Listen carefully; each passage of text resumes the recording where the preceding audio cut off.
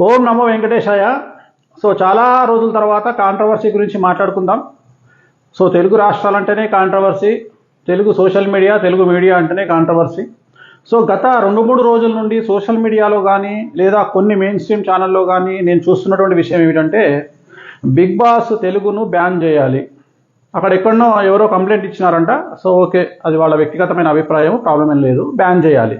కానీ బ్యాన్ చేయాలి అని చెప్పడానికి చాలామంది చెప్తున్నటువంటి రీజన్స్ ఏమిటంటే, అలేఖ్య చిట్టి పికిల్స్ రమ్య, దువ్వాడ మాధురి, రీతు చౌదరి ఇలాంటి వారిన బిగ్ బాస్లోకి మీరు తీసుకొచ్చి మాకు చెండాలాన్ని చూపిస్తున్నారు, మా ఇంట్లో బెడ్రూమ్లో టీవీలో మేము ఇలాంటి చెండాలాన్ని చూస్తున్నాము అని చెప్పి చెప్తా ఉన్నారు. చాలామంది విమర్శిస్తూ ఉన్నారు. ఈ బిగ్ బాస్ని బ్యాన్ చేయాలి అని చెప్పేసి గొంతు చించుకుంటున్నారు. ఇంకా మరీ ఎక్కువగా చెప్పాలంటే కింద పడి గిలగిలా కొట్టుకుంటున్నారు. అసలు అలేఖ్య చిట్టి పికిల్ అనేటువంటి పేరు 2 తెలుగు రాష్ట్రాలలో ఎవరికన్నా తెలుసా? తెలీదు. ఎలా తెలిసింది? ఒక కస్టమర్కు, ఒక అమ్ముకునేవాడికి, పచ్చళ్ళు అమ్ముకునేవాడికి మధ్యన వ్యక్తిగతమైనటువంటి ఒక అంశాన్ని తీసుకొచ్చి మొత్తం మీడియాలో పెంట చేసి అలేఖ్య చిట్టి పికిల్స్ అంటే జనాలకు తెలియజేసింది ఎవరు? సదరు వ్యక్తులు. ఒక దువ్వాడ మాధురి, దువ్వాడ శ్రీనివాస్ అనేటువంటి వ్యక్తిగతమైనటువంటి వాళ్ళ వ్యక్తిగతమైన కుటుంబాలకు సంబంధించిన 2 కుటుంబాల జీవితాలు వాళ్లకు నచ్చక వాళ్ళు విడిపోయి వాళ్ళు వేరేగా సంసారం చేసుకుంటుంటే దాన్ని తీసుకొచ్చి అది రంగు బొంకు అంటూ టీవీలలో చూయించి టైంపాస్ 2-3 నెలలు టైంపాస్ చేసింది ఎవరు? సదరు వ్యక్తులు. రీతు చౌదరిని తీసుకొచ్చి కొన్ని 100 కోట్ల రూపాయలు ఉన్నాయని చెప్పి పెంట చేసి తీసుకొచ్చి పెట్టుకుంది ఎవరు? సదరు వ్యక్తులు.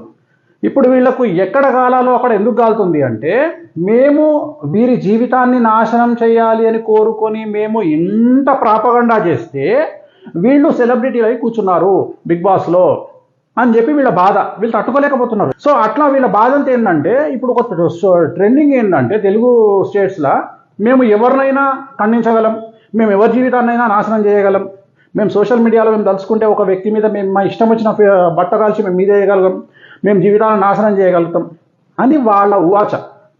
కానీ అది రివర్స్ అయ్యి బౌన్స్ బ్యాక్ ఏమవుతుంది? వీళ్ళు ఎవరి గురించి అయితే చెబుతున్నారో వాళ్ళందరూ సెలబ్రిటీలు అవుతున్నారు. మీరు అబ్జర్వ్ చేయండి, గత 2 సంవత్సరాల నుండి తెలుగు మీడియా పోకడ, తెలుగు సోషల్ మీడియా పోకడ ఒక విచిత్రమైనటువంటి రూపుకు దారితీసింది. రంకు భాగవతాలు ఒక సంవత్సరంన్నర పాటు రంగు భాగవతాన్ని చూపించినటువంటి ఆ లావణ్య రాజ్ తరంకు సంబంధించి 1.5 సంవత్సరం పట్టింది. నడుస్తూనే ఉంది, ఇంకా నడుస్తూ ఉంది. ఏమేమిటి? రంకులు, బూతు ఆడియోలు, తర్వాత సీఎంను తిట్టేవాడు ఒకడు, బండబూతులు, తర్వాత ఎక్స్ సీఎంను తిట్టేవాడు ఒకడు, తర్వాత డిప్యూటీ సీఎంను తిట్టేవాడు ఒకడు, తర్వాత ఎవరికి నచ్చిన పార్టీలను వాళ్ళు నచ్చని పార్టీలను తిట్టుకునేవాడు ఒకడు. సో ఇది బట్ట కాల్చి మీదేయడము. ఇక కొంతమందికి వ్యక్తిగతమైన వైరంతో బట్టలిప్పి బట్ట కాల్చి మీదేయడము. సో ఈ బూతు పురాణము. విచిత్రమైన విషయం ఏంటంటే, భార్యాభర్తలు విడిపోతారు అని చెప్పే జ్యోతిష్యం చెబితే మనోభావాలు దెబ్బతింటాయి, కానీ మహాత్మా గాంధీని బండబూతులు తిడితే ఎవడి మనోభావాలు దెబ్బతినాయి. ఒక హీరోని పట్టుకొని బాడీ షేమింగ్ చేసే ప్రశ్నలు వేస్తే ఎవడి మనోభావాలు దెబ్బతినాయి.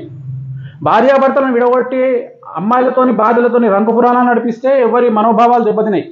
సో ఒక విచిత్రమైనటువంటి పోకడ, విచిత్రమైనటువంటి ట్రెండు తెలుగు రాష్ట్రాల్లో కనబడుతోంది.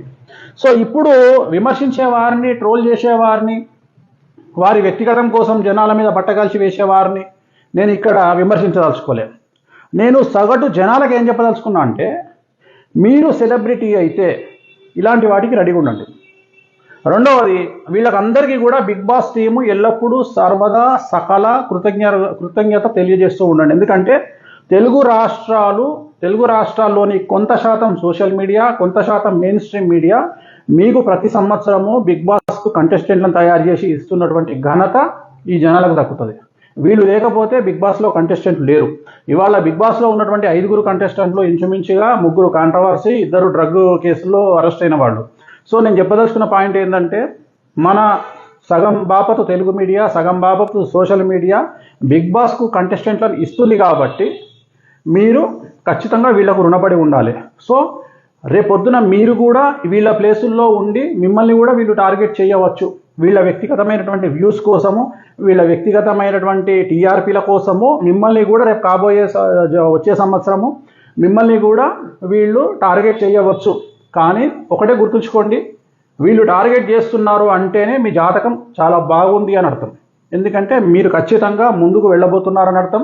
మీరు కూడా సోషల్ మీడియా వేదిక వల్ల, వీళ్ళ ట్రోలింగ్ వల్ల, వీళ్ళ తిట్ల వల్ల, వీళ్ళ బట్టగాల్చి మీదేయడం వల్ల, వీళ్ళు జనాల్ని బట్టలిప్పి గుడ్డలిప్పి రోడ్డు మీద నిలబెడుతున్నామని అనుకుని చేసేటువంటి పనుల వల్ల మీరు స్టార్ హీరోలు అయ్యే అవకాశం ఉంది. మీరు కూడా 2026లో బిగ్ బాస్లో కనిపించేటువంటి అవకాశాలు ఉంటాయి.